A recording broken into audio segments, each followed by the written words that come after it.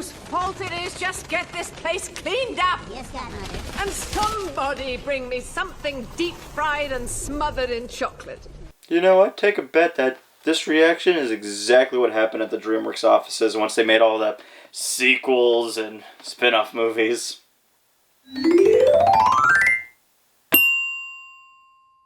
And welcome back to ToonGrin Reviews. I'm Nero and this is WHYBOY. Hello. And we are back for week 2 of Shrektember.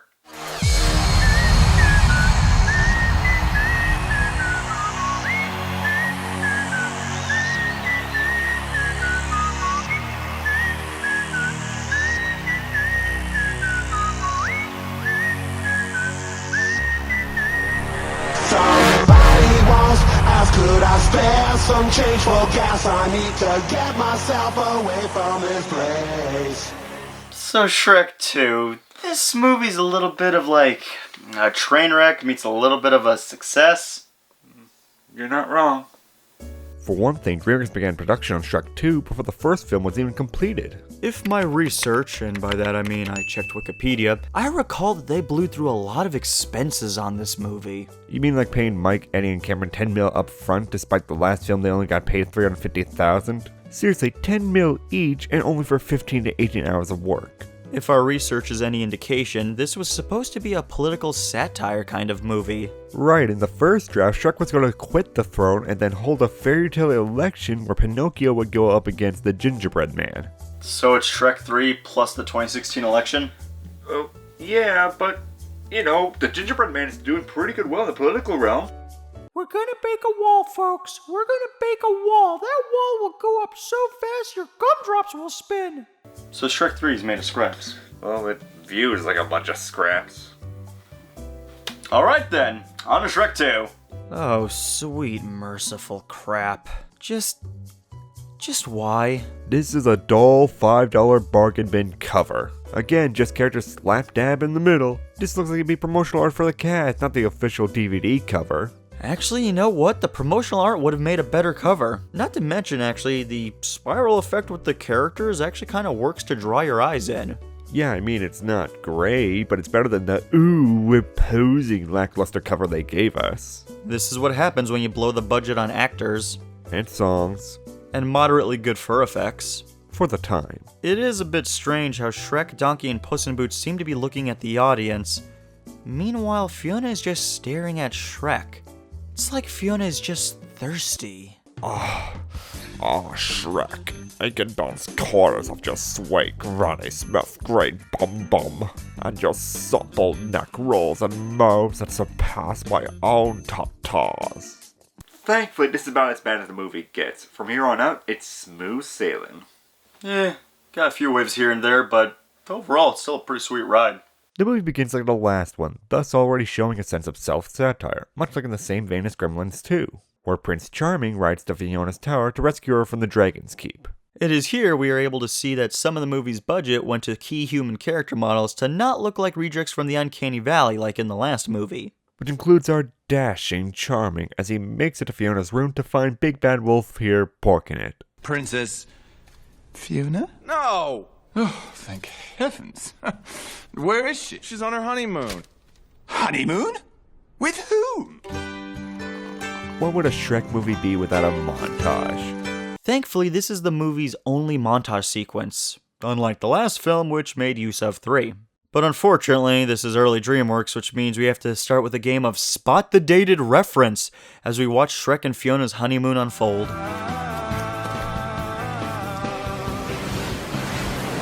That's a reference. That's a reference.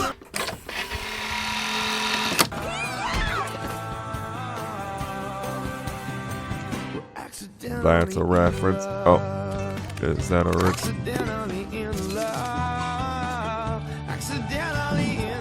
No, that's far.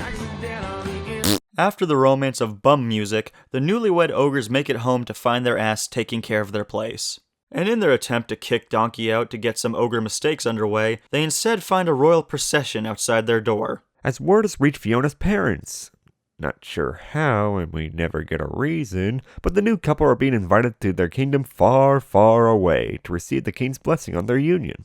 Shrek, though, has doubts that they'd bless his moderately handsome ogre face. Oh, so that's it.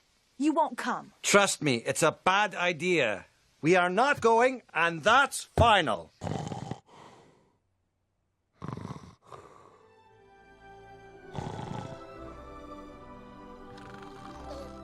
Oh, don't be silly. They do go to far, far away. Well, that's some minor good news, I suppose. Following a scene of Donkey doing this.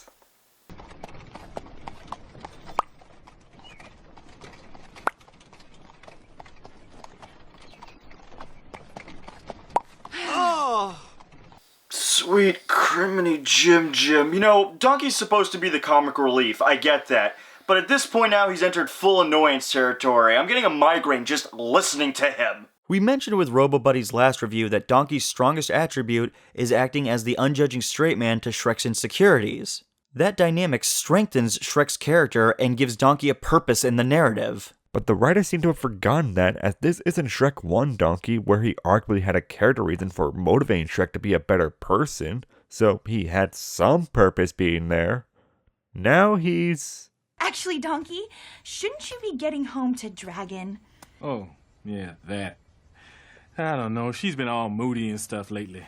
An emotionally distant dirtbag. And we'll be able to add Deadbeat Dad to that by the end of this movie. But until then, the trio make it to Far, Far Away, which is designed to look like fairy tale Hollywood. It's got everything, the sights, the celebs, even the annoying tourists. Wow, it's so satirical here. Is that Rumpelstiltskin? Fourth movie, you dingus. Actually, if you count the third movie, they use a completely different character model, but they still call the dude Rumpelstiltskin. Oh, right. My mistake. Freaking third movie is a mistake, is what it is. Indeed. But finally, we make it to the meeting of Shrek, Fiona, and her parents, King Harold and Queen Lillian, played by John Cleese and Julie Andrews. And it goes...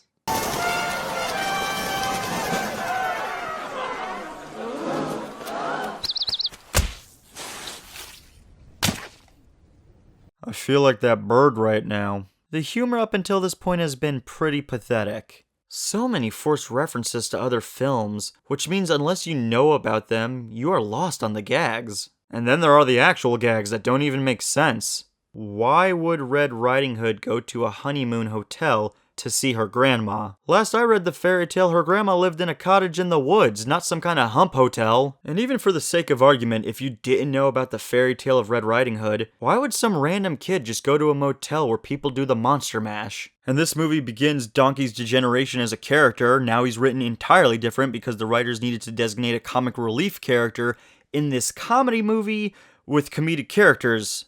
So trying to specifically designate Donkey as the comic relief doesn't actually work when everybody already gives comic relief. And even Fiona is a bit of a ditz because she thought that this would be a good idea despite that the montage earlier showed villagers attempting to murder the two. Heck, Fiona even expects Shrek to know fine dining etiquette despite the fact that he is an ogre from a swamp.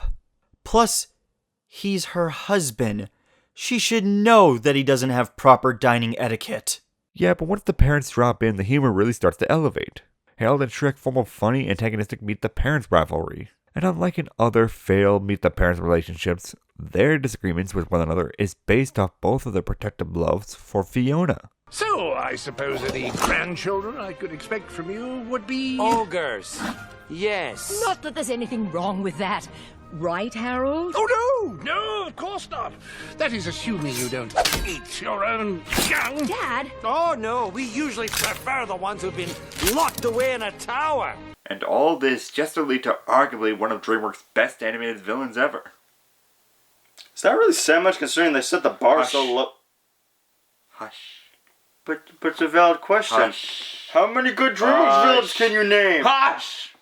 Sporty carriage to ride in style, sexy man, boy, chauffeur, Kyle. Banish your blemishes to decay, silly light eyes will fade away. And oh, hey, have a Peugeot frisee. Let us introduce what could only be described as a glorious miracle, not just for this movie or the Shrek franchise, But for DreamWorks movies in general, where their villains are so lame and forgettable, this is the Fairy Godmother, played by Jennifer Saunders, and she is nothing short of amazing. Apart from her having no real competition, Fairy Godmother firstly opens as a wonderful over-the-top parody of the Disney over-commercialized and vain ideas of status, possession, and... Remember in Aladdin where he was trying to be all rich? It's basically that. No doubt some of the commenters are going to ask, why do we consider her the best DreamWorks villain? You see, Disney villains make their mark in their movies by exhibiting clear-cut sinister personalities and simple motives, and Godmother fits that role to a T. What's her motive? Simple. Power. First by running the most successful magic business in the magical world, and secondly by strong-arming Harold to wed Fiona to Charming so she can seize control far, far away. Oh yeah, what was the motive of the Shorty McGee? He wanted to be king of Duloc, even though he already ruled Duloc. Yeah. Huh. So our diet-free Godmother asks Harold to get rid of Shrek, as Shrek and Fiona have a lover spat. I've made changes for you, Shrek. Think about that. No you didn't. In the first movie, you seemed fine at the end to be an ogre. Granted, it did happen at the very end of the film, but still, you seemed at peace. And you even moved into the shack in the swamp. You could easily just took Farquaad's castle, considering he was eaten by a dragon. Come to think of it, you didn't even reach out to your parents. In fact, you seemed content just living in the swamp, farting in mud pits, and living out your days there. Plus, you were pretty grody to begin with when you were a human anyways. Again, character models. Now the outside just matches the inside. Thanks. She's as nasty as you are. The fight results in Shrek making her cry, and Shrek finding Fiona's old obsessive Prince Charming fanfiction diary, and getting understandably freaked out by it. Mrs. Fiona Charming. Mrs. Fiona Charming. Mrs. Fiona Charming. Mrs. Fiona Charming. Mrs. Fiona. Well, that's not healthy. That's not healthy at all. It's here where King Harold comes to invite Shrek for some bonding time, and Shrek, being the ever-patient good husband... Wait 2 movies to see where that goes. Shrek heads out the next day with Donkey to find where he's supposed to meet Harold for some hunting. But he himself is being hunted by the fuzziest killer on 2 legs. Fear me if you dare. Hey look, a little cat. I love how nonchalant that response is. This tiny little cat shows up threatening him, and his first response is, Hey look, a little cat. Oh, look at that! He's got claws! Come here, little kitty. Thankfully, this assassin is stopped by a hairball, and Antonio Banderas as a cat is caught and spills the beans that King Harold put a hit out on Shrek. Hey man, I think we all gotta give some credit where credit is due. In most Meet the Parents scenarios, the dad just sort of hates the guy that dates their daughter. How often do you remember that they would hire an actual hitman to kill their daughter's fiancé? Major kudos for going that extra mile. So using the business card Shrek snatched up earlier, they follow Puss to lure to the Fairy Godmother's headquarters in hopes to find a way to get the happy ending he believes Fiona deserves. This goes about as well as you'd expect. No, no, no, no, no! You see, ogres don't live happily ever after. All right, look, lady. Don't you point those dirty green sausages at me! So, robber?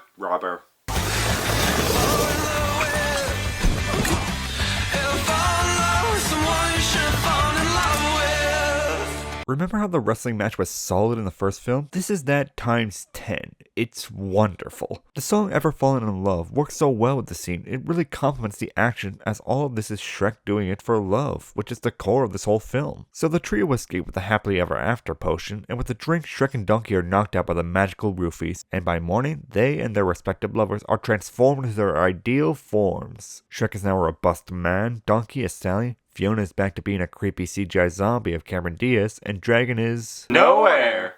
So after stealing some clothes from some people we'll never see again... Thank you, gentlemen. Someday I will repay you. Unless, of course, I can't find you or if I forget. Shrek heads back to Far, Far Away to fulfill the stereotypical by midnight deadline to kiss Fiona. If the kiss is made, they can stay as hot people forever. Well, I mean, Shrek could stay as a hot person forever. Fiona... yeah... You know, Shrek could just put a bag on her. He should be fine. Maybe knock back a couple of those eyeball martinis and... you know, she'll start to maybe look more... Yeah, you know. He arrives at the castle to meet up with Fiona, but Fairy Godmother is on her villain A game today. Not only did she find out what exact potion Shrek stole, but she used that knowledge to place Charming in as the stand-in transformed Shrek, and then she takes out Shrek by making him feel bad. She uses her words, not even her magic, and it's brilliant. But I love her. If you really love her, you'll let her go. Now, I'm sure there are other villains who use words to manipulate their enemies, but in most recent years, I always think back to King Candy from Wreck-It Ralph. He expertly manipulates Ralph into destroying Vanellope's cart just through dialogue. She'll die with it. You don't know that'll happen. The gamers could love her. And if they don't? Fairy Godmother does the same perfect execution by breaking Shrek's heart in the same manner, getting him to let Fiona go so she can have a chance at happiness. In essence, the villain defeats the hero by having the hero defeat themselves. Look, guys, it's for the best.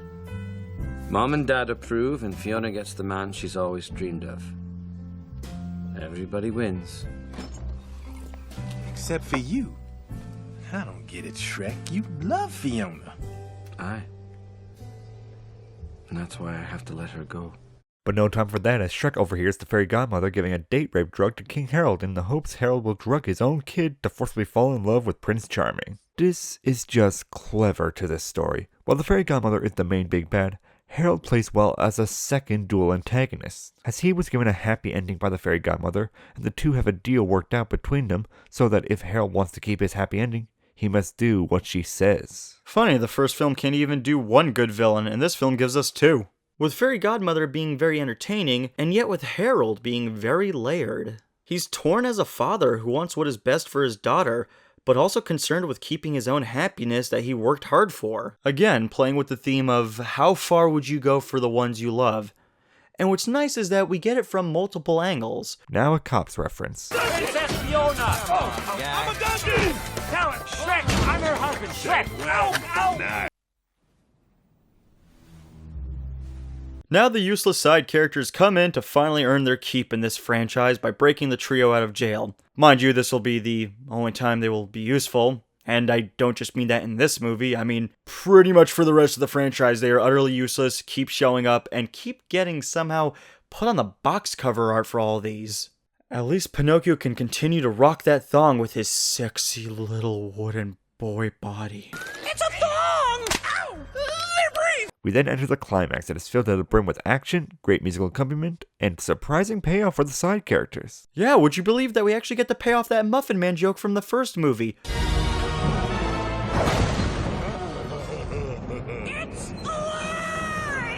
And it's great. They make a kaiju-sized cookie to storm the castle. It's brilliant, I love this. Puss repays his life debt to Shrek and assaults the guards with cuteness and swords. And Shrek epically crashes the party, leading to everyone fighting against the Fairy Godmother. You got the three pigs, the wolf, Donkey, Gingy, the three blind mice to a much lesser extent. They are blind after all, they can only do so much, so give them credit, man. At least these individuals are trying to do something, and which is more that can be said than any of the other films. And then you got Pinocchio over here who manages to do absolutely nothing. You are such a waste of animation, time, film, life, and existence in this universe or any other. I hate you, Pinocchio of DreamWorks. I hate you. Oh! Thus, the fairy tale game managed to get the wand, but Charming manages to kiss Fiona. Yet, surprise, surprise, Harold didn't drug his own daughter. That'd be more messed up than the boy in the thong. So Fairy Godmother fires the whammy, Harold does the awesome heroic sacrifice maneuver and reflects the spell back, sending Fairy Godmother into a blizzard of bubbles and she's dead. Sploosh, it's horrible. And then he gets turned into a frog, revealing that he's the frog prince of fairy tale legends. Shrek comes to Fiona and then gives her the option. Live her life as a human with him, or they could live their lives as ogres. And in a heartfelt way that could only be done through like a fairy tale, she chooses the ogre life. Fiona kisses Shrek, and the two end their lives happily as ogres. But we do have to remember, guys, this is DreamWorks we're talking about. They don't know how to end a movie on an emotional crux. Instead, they have to go for the overblown dance number. It's the only way for a DreamWorks movie to end. Oh boy, let's undercut any dramatic tension we were setting up. Woo! And that was Shrek 2. And to us, this beat the first Shrek by a mile. But there are certainly some things that we would like to have fixed. Animation has certainly stepped up, probably because this wasn't as much as development hell as the first one. The action set piece in the third act is particularly well done. You got a giant cookie attack, the Fairy Godmother singing a great cover of Holding Out for a Hero. It's a solid piece of work, and even allows side characters to have brief moments of awesome to help topple the big bad of the picture. Speaking of, the Fairy Godmother is just amazing. Jennifer Saunders brings her A-game and delivers a villain that is just one of the absolute best in DreamWorks' Rogues Gallery, with her perfect blend of sinister and silly. She can go from easily intimidating. If you remember, I helped you with your happily ever after. And I can take it away just as easily. Is that what you want? Is it? To silly by how she just overly protects her pathetic son. Now, we have to go. I need to do Charming's hair before the ball. He's hopeless. You know, he's all high in the front. He can never get to the back. You always need someone to do the back of your hair. Oh, thank you, Mother. Unfortunately, Charming is pretty lame. He works fine as a henchman, especially for his mom, but he's still overall just sort of weak. He really brings nothing new to the table. He doesn't bring anything interesting. There really isn't presence there.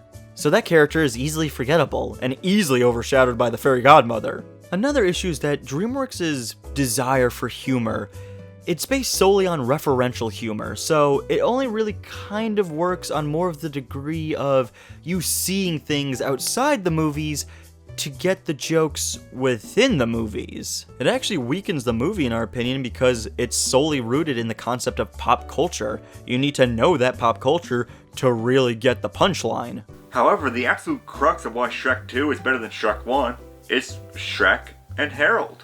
Yeah, when you really get down to it, this is basically Shrek 1 just told better. Now sure, there are key story differences between the two, but Shrek 2 manages to pull off its what's on the inside moral a lot better than the first film, and compounded with the beautiful theming of how far will you go for love, it becomes a much more personal tale for the characters and for the viewers. A great portion of the movie doesn't even follow Shrek, but Harold as he is coming to terms to follow his love to that self-sacrifice in the third act, and is enjoyable from beginning to end.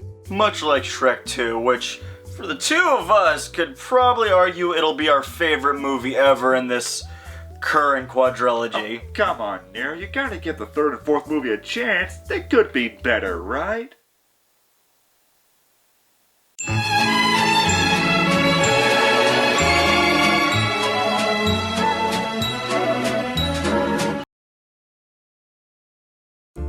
Thanks for watching. That was our take on Shrek 2. What's your opinion? Is it your favorite movie? Be sure to leave your thoughts in the comments below. So until next time, be sure to tune in to ToonGrin.